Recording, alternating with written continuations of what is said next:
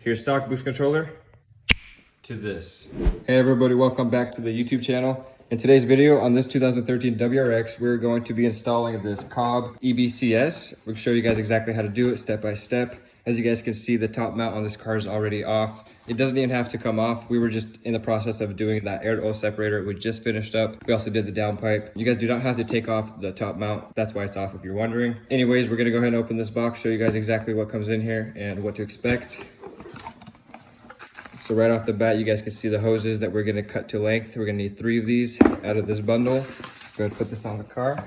So here we have Cobb stickers. Always nice when Cobb supplies these. Nice to rep the brand. Some zip ties. We got a washer and a bolt here, so some hardware. A little signed note by John. Thank you, John. So on my car, I have the Grim Speed, but on this one, we're doing the Cobb. So we're gonna test this one out. It's pretty much the same thing. It should act the same way, work the same way, and it should also install the same way. So let's go ahead and shove this into the car, show you guys how to install it.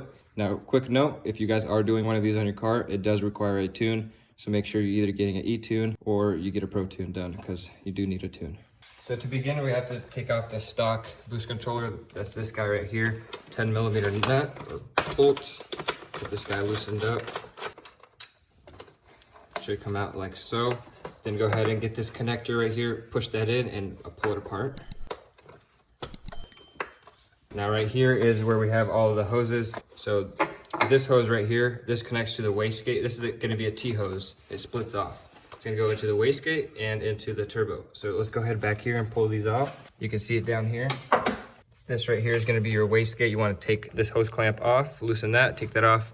And then right there is going to be where the turbo nipple is. You want to take that off as well. Pull both of these off and then pull it back out from here. And just pull this thing out and it should come out looking like a T. Start off this hose clamp. There we go. I'm gonna try to see if I could just pull that off because there's a lot of zip ties to have to cut. There we go. This guy can also probably just get yanked right off.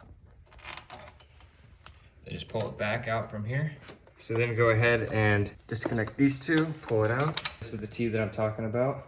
Ignore all these zip ties. This was from when I reinstalled it, but this is what you want to pull out. Now we're gonna go ahead and take the remainder of this hose off of the turbo inlet. So loosen this little clamp off. This is what I had on. You guys probably don't have a clamp right here. This is just what I used when I reinstalled this before, when I put this car back to stock. That's a story for another day. And there's your stock EBCS. All right, you guys, so this is how I'm going to set this up. So basically, I'm taking this off of the stock boost controller, and I'm gonna take this little reducer and I'm gonna put this on one side and I'm gonna zip tie that.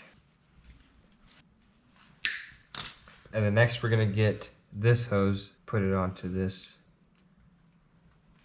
and also zip tie that. The reason we're doing this is to make this a little bit bigger so we can put on the turbo inlet plastic fitting.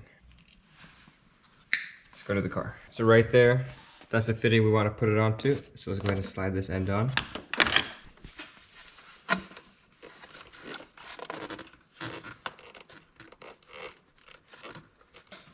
All right, let's get a zip tie on that. All right, this one's not actually gonna get a zip tie because as you guys can see, that's on there pretty good. All right, what we're gonna do now is get this and plug it in. Now Cobb supplies with this washer and this nut. Now go ahead and put it on right here. We're gonna make it kind of loose so we can put some hoses in here, but that's how we're gonna route it, and then we're gonna end up tightening it down like that. Now that we got this routed right here, this one's gonna connect to port 1 right here. So you wanna route this in a way that it's gonna connect right here without any kinks or obstructions. And we'll connect this later after we're done. All right, so I went ahead and routed the wire. It's going around under there, it's coming out right here. And this is where I'm gonna connect this right here.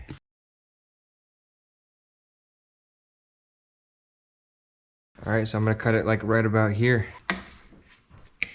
Now let's put it on to here with the zip tie. Next, we're gonna grab the rest of this hose, connect one side to this wastegate area right here. We're gonna connect the hose right here with the zip tie. Then we're gonna route it underneath the intake manifold, and then it's gonna connect to port 2.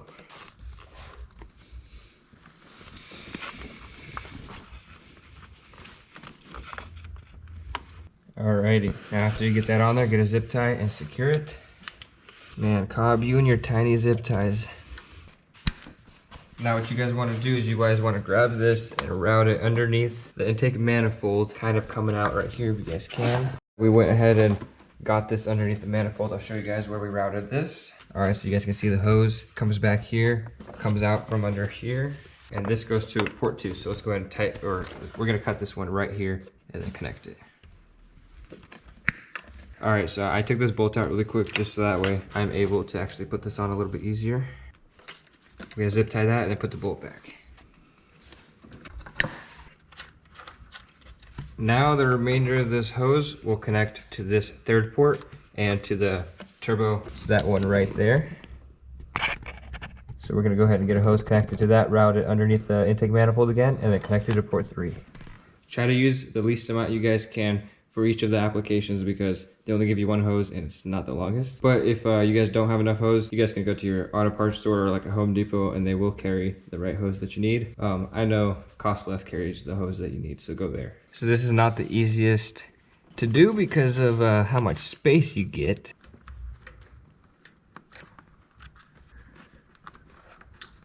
Use a flathead, you know, really get that angle on it. For the most part we got it on, but you gotta slide it on now.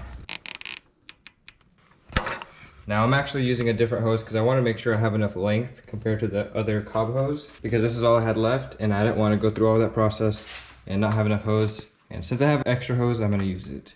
But you guys will have your other hose. So make sure you have enough length. Make sure you don't use too much for each connection. Or order the Grimp Speed one, they have enough hose. So the hose goes to the nipple right there and then it loops around right here and then it comes back. And it comes this way and it's going to go to the port 3. The reason I did it that way is just, again, so that way there's no kinks and it has a smooth flow. Now we're gonna go ahead and cut this to length, probably about right here. We're gonna put this right here. And then zip tie that as well.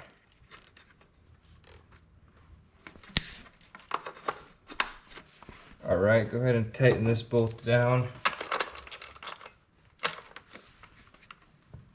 That does it. The boost controller is fully installed. If you guys actually want to know how to take out this top mount, if you guys are wondering, I'll go ahead and link the video that I actually do that in, so you guys can actually check that out. If you guys are wondering how to remove this top mount intercooler, it's very simple. But yeah, that pretty much does it. Just do not forget to tune your car, and you guys are good to go. Thank you guys so much for watching this video. But until next time, you guys all have a fantastic day. Thank you guys again for watching.